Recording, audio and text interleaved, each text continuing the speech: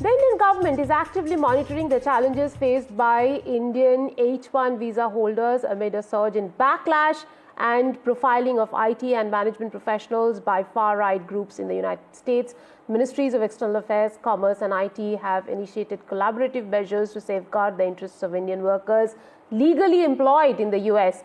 The Ministry of External Affairs is closely tracking potential challenges in American visa policies, particularly those affecting IT, tech, and management professionals. This includes updates from Indian mission in the US to ensure a comprehensive understanding of the situation.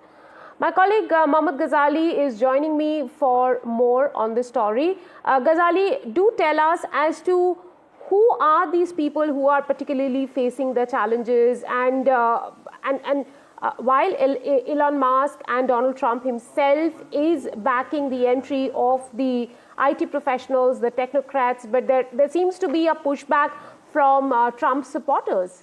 See, this is basically a kind of, you say, a slight U-turn by Trump. He first spoke about not giving aid to Ukraine for its prolonged war, but later he hinted that funds should be given or aid should be given to Ukraine.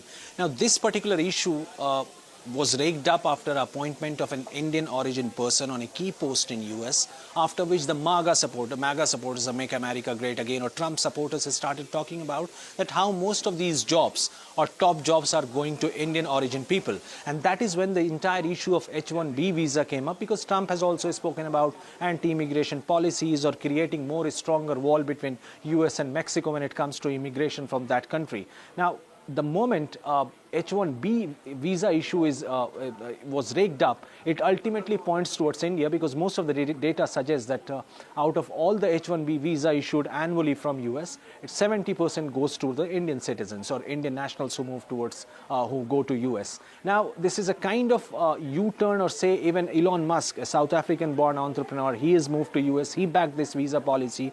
In an interview to New York Post, Trump also said that he backs this visa policy or this particular scheme. So that is why the opinion is divided between Trump and his supporters, and how it will impact the Indians, because as I rightly pointed out that it is the Indians who are the most beneficiaries of this particular scheme, and that is why a kind of heads are rolling over in US to see whether structural changes can be met to the H-1B visa scheme, or how to follow his own line, how Trump should follow his own line when he talks about anti-immigration or giving jobs to the Americans first or giving them priorities first. Thank you, Ghazali, for getting us all those details. I'm also joined by Varun Singh, the MD of Ziphias Immigration. He's a certified investment migration consultant. Mr. Singh, do tell us, what are you hearing about this backlash that is happening in the US, particularly from the Indian technocrats who are there? Yeah, hi Rika. See, this was supposed to be happened, after this 2025 when Trump comes and takes the control over. This H-1B and the employment-based visas, whichever is in India, and a lot of Indians, as Ghazali told, that 70-75% of the quotas comes from Indians. But if you step down, Rika, and if you see why these reforms and changes are required, is because from last 10-20 years, all the IT companies in India has grown to the next level, and the dependency in US market is based on the Indian resources. And the numbers of the quota which they allot every year, that's not sufficient for the US businesses and even the Indian businesses.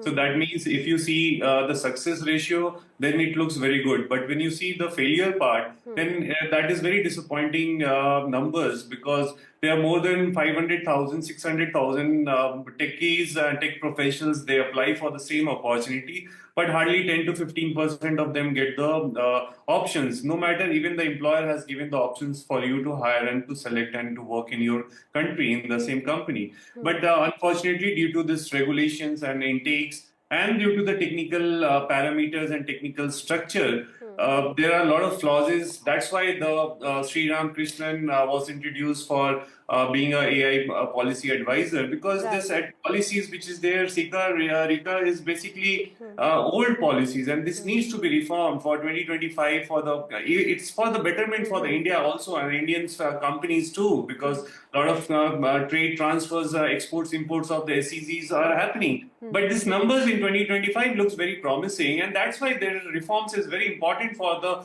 both bilateral trades and for looking to the bigger picture and bigger number. These numbers are very low numbers, and that's why if you are looking for if you have aspiration to work in US and your employer has given you the signal to come or the approvals to come, but still you can't come. This is where the clauses needs to be fixed in 2025. The policies, the technology, the AI and the backend, the data structures. This is where the appointments in recent changes, Rika, you can't imagine.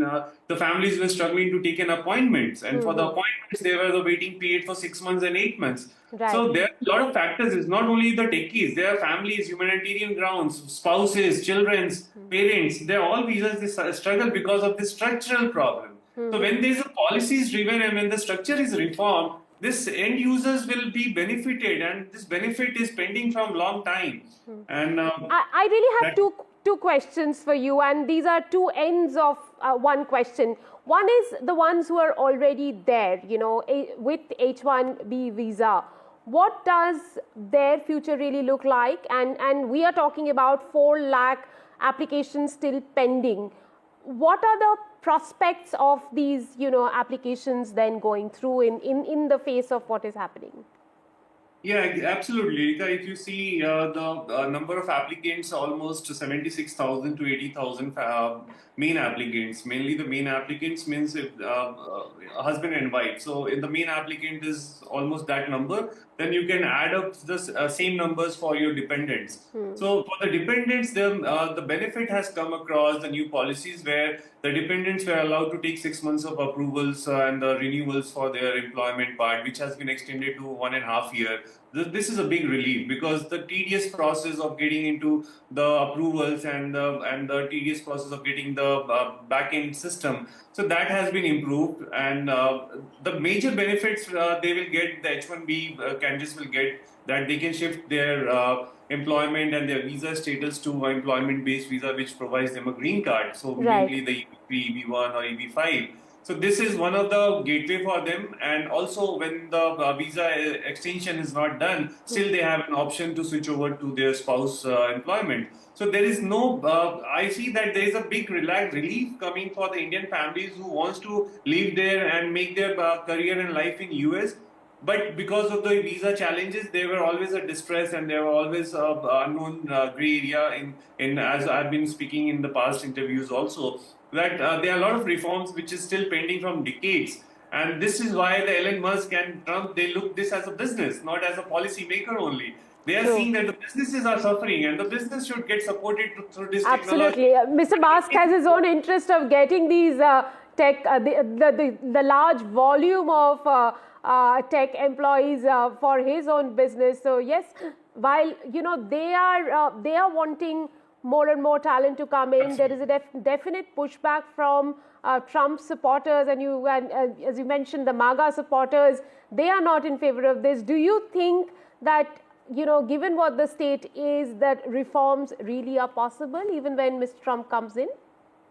See, I believe there are a lot of unnecessary discussions are going on, because once the clarity comes in terms of the process and the structuring of how they are going to do this reform, when the clarity is given, this clarity will give comfort to all the other sides of critics also, because this critics which is happening it's based on some racist critics. It's not based on your skill sets and your quotas and your reforms and your need of the hour. So I believe this all will go off in 2025 once Trump is take control over his office, and when more detailed and more informative informations and structures that we can see, then I believe that yes, the cloud which is right now, it will get off in most probably by next month. So once we have the clarity, things will become more promising. And it looks very promising, Rika, because this is very old pending stories, and the issues are very old issues. This is not a new issues. And if any reforms are happening, of course, and 100%, the businesses and the end users will definitely get benefit of it. So the requirement is big, the demand is big, supply is low, and demand is high. So they are trying to fix the supply and demand. While supply demand chain is being fixed, it is a big dilemma also, big political dilemma for US. On one hand, Mr. Trump is talking about pushing back the immigrants. On the other hand, they need these skilled people, they need technocrats to come to America to make America great again, which is their campaign, perhaps. Tell us what really could be those challenges in front of them while they are, trying to structure these reforms. Rika, I don't believe there are challenges because it's all data driven and already the system is in place. The system is not a new system. This is a very old process system, and there's a huge volume. The challenges, I believe, is based on the data migrations, the authenticities, the genuinity, and how you ethically handle the data, because this is all confidential, are very highly confidential informations for any families of any home department. So handling this, the transformation and transition process takes time, and it is a painful process. But I believe if there is a will in that, then I don't think this is a long pending and painful process. The transition will happen through the infusion. Then I believe this is not going to be a big escalations for ongoing applications. Of course, there will be challenges because it's a huge numbers, and these numbers are connected to a life cycle model of the employees or the people who are working in US. Right. So the life cycle model is still disconnected. Once this they reform, and this is all tech industry, so that's why we have seen as a technology experts, we also know that there is a lot of gaps in the system. So I believe this is very promising year going to come in front of us for US history. Mr. Singh, are we only talking about the IT industry right now, or are there other industries who could potentially be impacted by this? See, very right, Rika. Please understand that US, of course, the Silicon Valley, people talk about IT and Bangalore, Hyderabad, Pune, Gurgaon, Noida. This is all the hub for Indians IT companies. But there are a lot of industries which are all into the manufacturing, hospitality, services. Right. These companies, they suffer a lot. Take an example, if you're running a hotel, 5-star hotel, and you need a chef and take an example, waiters. Yeah. So you can wait for an IT guys, but you can't wait your business for chef and waiters to run the business. So this is a big pain area. People all be talking about ITs, but you see there are more than thousands of 5-star hotel chains, industries, tourism are there. So this industry is very impacted because we are talking about IT because we are in IT city and we are talking about Indians and the techies. But if you see the overall 25% of the history, the construction industry is a big industry there. Then the hospitality is a big industry. Again, the service industry, again, it's the biggest industry there. So overall, the picture of with Indian, with techies, others will also get benefited, I believe, with this reform. Interesting. We will, of course, closely follow this story. Thank you very much for joining us on the broadcast. Thank you so much.